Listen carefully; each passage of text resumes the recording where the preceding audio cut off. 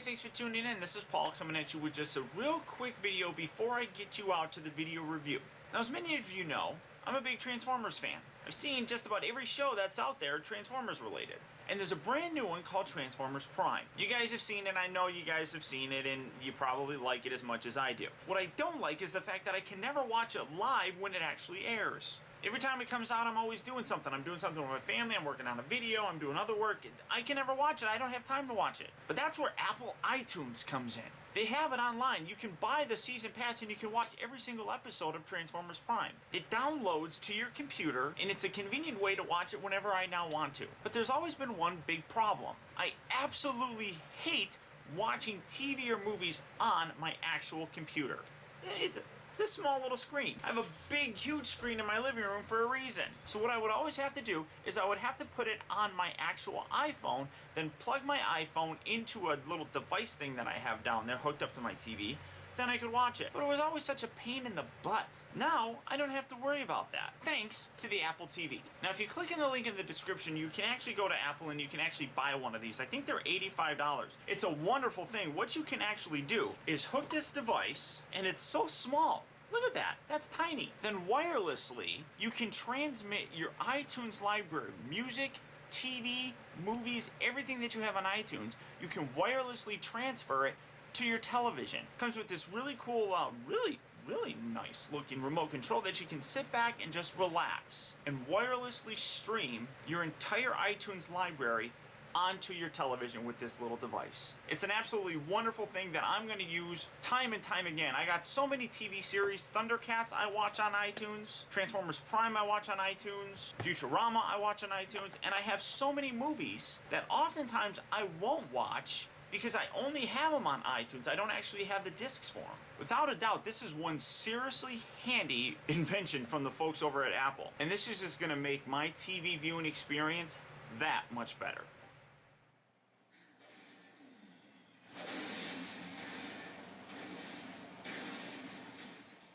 Yeah, this is pretty much the coolest thing that I've gotten in a very long time.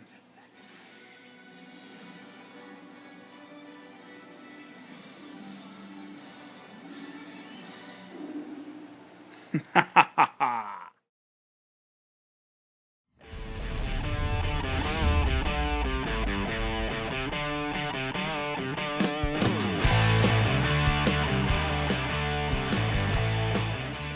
This is optibotimus coming at you with another video review. And today we're going to be taking a look at the new Transformers Dark of the Moon Deluxe class Darksteel, or more affectionately known in the Transformers community as Quick Strike.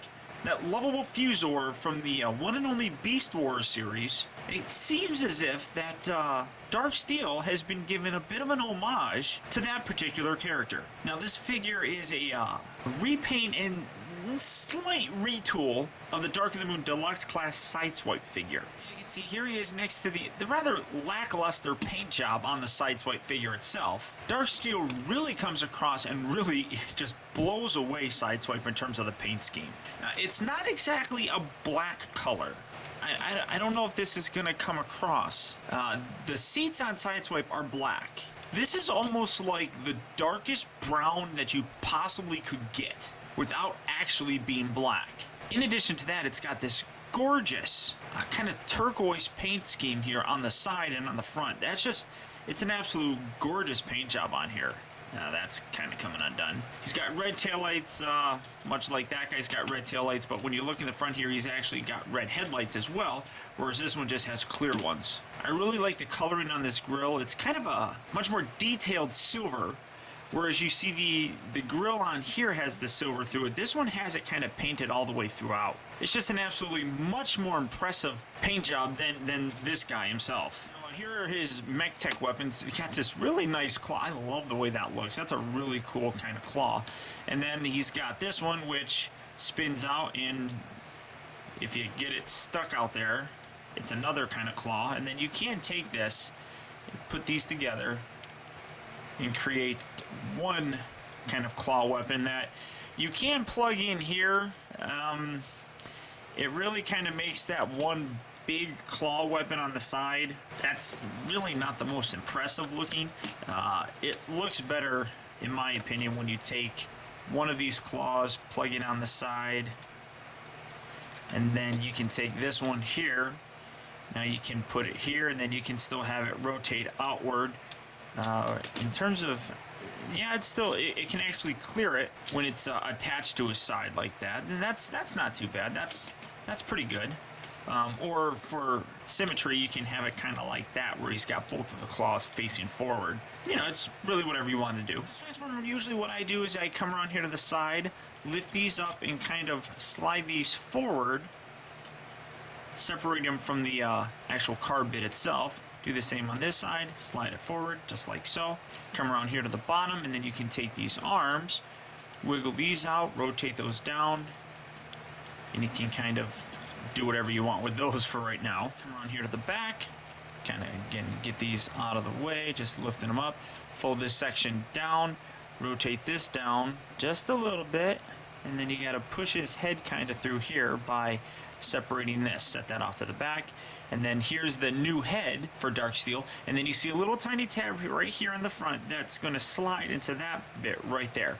Just slide that down, and that'll lock that in place just like that. Again, kind of position these really kind of how you want to position them.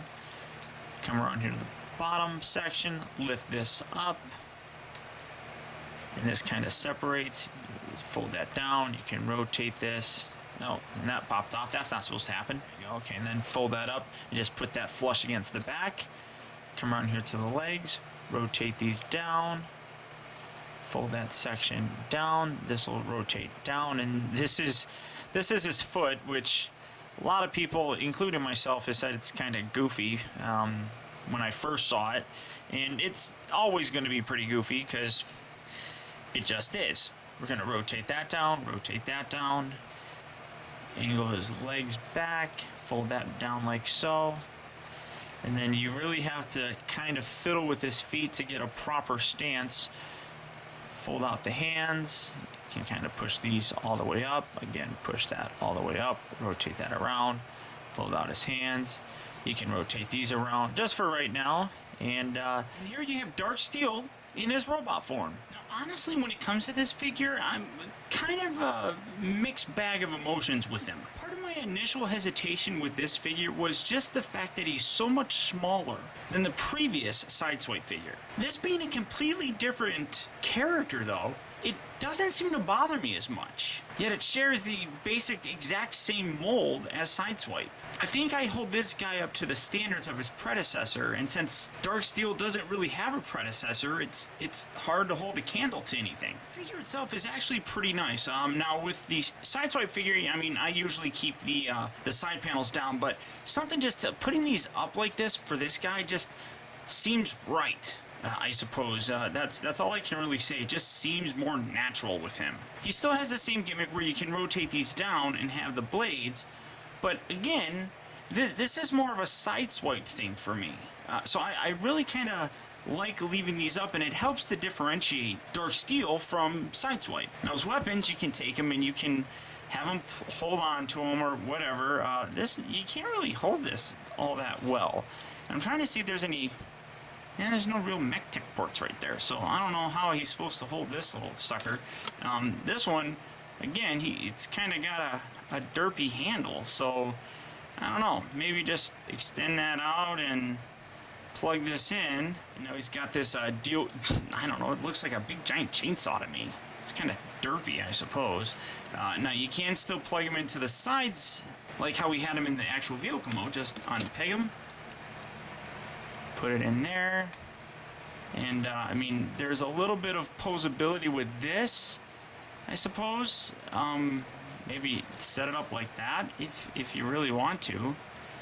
Maybe leave him like that in actual robot mode, again, to further differentiate how he looks. And then if you really wanted to, he's got a mech tech port right here that you can plug one of these in.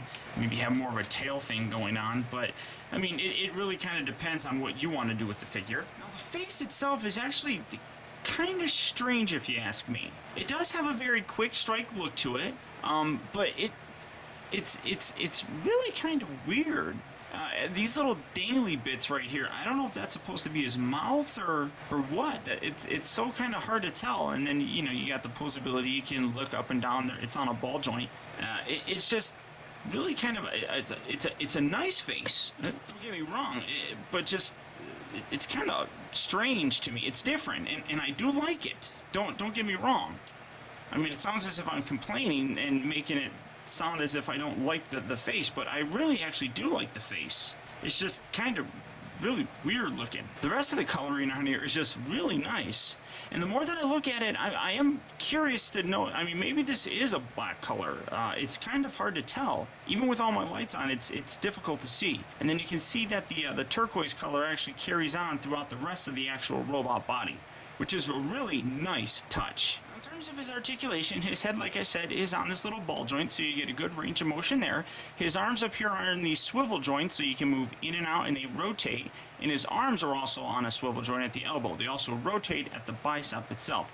Now the hands are sort of articulated at the wrist. They go in and out, but that's just part of the transformation. The upper hips here, ball joints, so you get a full range of motion, whatever you want to do there. And then he's got the funky knee thing where he's got like one joint here, and then he's got one joint here, and then the foot's pivotable. I think I'm making up a lot of words tonight. And I mean, it's really...